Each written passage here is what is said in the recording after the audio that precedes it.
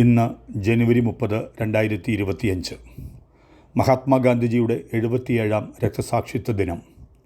ലോകം കണ്ട സമാരാധ്യനായ യുഗപുരുഷൻ, സത്യത്തിൻ്റെയും അഹിംസയുടെയും മഹാപ്രവാചകൻ, സർവോപരി ക്രിസ്തുവിൻ്റെ സുവിശേഷ മൂല്യങ്ങളെ സ്വജീവിതം കൊണ്ട് സാക്ഷ്യപ്പെടുത്തിയ ഒരു യഥാർത്ഥ ക്രിസ്തുശിഷ്യൻ. ഗാന്ധി എന്നതൊരു വികാരമാണ്, വെളിച്ചമാണ്, ബോധ്യമാണ്. ഗാന്ധിജിയുടെ ചേതനയറ്റ മൃതശരീരത്തിൻ്റെ മുമ്പിൽ നിന്നുകൊണ്ട് നെഹ്റു നടത്തിയ വിശ്വപ്രസിദ്ധമായ പ്രസംഗത്തിലെ 2 വരികൾ ഇങ്ങനെയാണ്: "The light has been gone out of our lives. It was no ordinary light.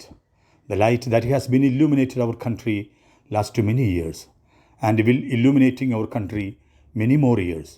And that light represents the living truth." അതെ, സത്യത്തെ ഉപാസിച്ച അഹിംസയുടെ, ശാന്തിയുടെ ആ മഹാപ്രവാചകൻ്റെ നാട്ടിലാണ് ഞാനും ജനിച്ചത് എന്നതിൽ ഏതൊരു ഭാരതീയനെ പോലെ ഞാനും അഭിമാനം കൊള്ളുന്നു. ആ പുണ്യപുരുഷൻ്റെ ജന്മദിനം ലോക സമാധാന ദിനമായി ആചരിച്ചുകൊണ്ട് ലോകം അദ്ദേഹത്തെ ഹൃദയത്തിൽ ഏറ്റുവാങ്ങി. പേരുകൊണ്ടോ കുരിശുരൂപം ധരിച്ചതുകൊണ്ടോ ദിവസവും പള്ളിയിൽ പോയതുകൊണ്ടോ 3 നേരം യാമപ്രാർത്ഥനകൾ നടത്തിയതുകൊണ്ടോ എന്നതിനേക്കാൾ സ്വജീവിതം കൊണ്ട് ക്രിസ്തുവിനെ അനുകരിക്കുന്നവനാണ് യഥാർത്ഥ ക്രിസ്ത്യാനി എന്ന അർത്ഥത്തിൽ ലോകം കണ്ട ഏറ്റവും വലിയ ക്രിസ്ത്യാനിയാണ് മഹാത്മാഗാന്ധിജി. സുവിശേഷ മൂല്യങ്ങളെ സ്വജീവിതം കൊണ്ട് അടയാളപ്പെടുത്തിയവൻ. എണ്ണമറ്റ ആ മൂല്യങ്ങളിലൊന്ന് വൈവിധ്യത്തെ ആദരിക്കുക എന്നതാണ്, ഉൾക്കൊള്ളുക എന്നതാണ്.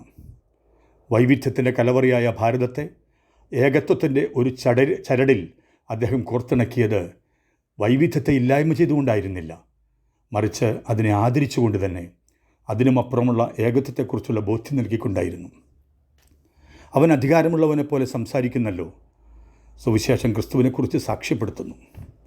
യാതൊരു അധികാരവും ഇല്ലാതിരുന്നിട്ടും ഒറ്റമുണ്ടും മുളവടിയുമായി വന്ന ആ മഹാപ്രതിഭയുടെ മുമ്പിൽ അധികാരവും ജനതകളും മുട്ടുമടക്കിയത് ധാർമ്മിക ശക്തിയുടെ ബലം ഒന്നുകൊണ്ട് മാത്രമായിരുന്നു. My life is my message എന്ന വാക്കിൻ്റെ കരുത്തുകൊണ്ടായിരുന്നു. നിശബ്ദനായി സത്യാഗ്രഹമനുഷ്ഠിച്ച ആ മനുഷ്യൻ്റെ മുമ്പിലാണ് നവഖാലിയിൽ ബഹളങ്ങളുടെ ലോകത്ത് പരസ്പരം പോരാടിയ ഹിന്ദു മുസ്ലിം തീവ്രവാദികൾ ആയുധം സമർപ്പിച്ച് നമസ്കരിച്ചത്. വൈവിധ്യത്തിലെ ഏകത്വം ദൈവത്തിൻ്റെ സവിശേഷതയാണ്, ദൈവിക പുണ്യമാണത്.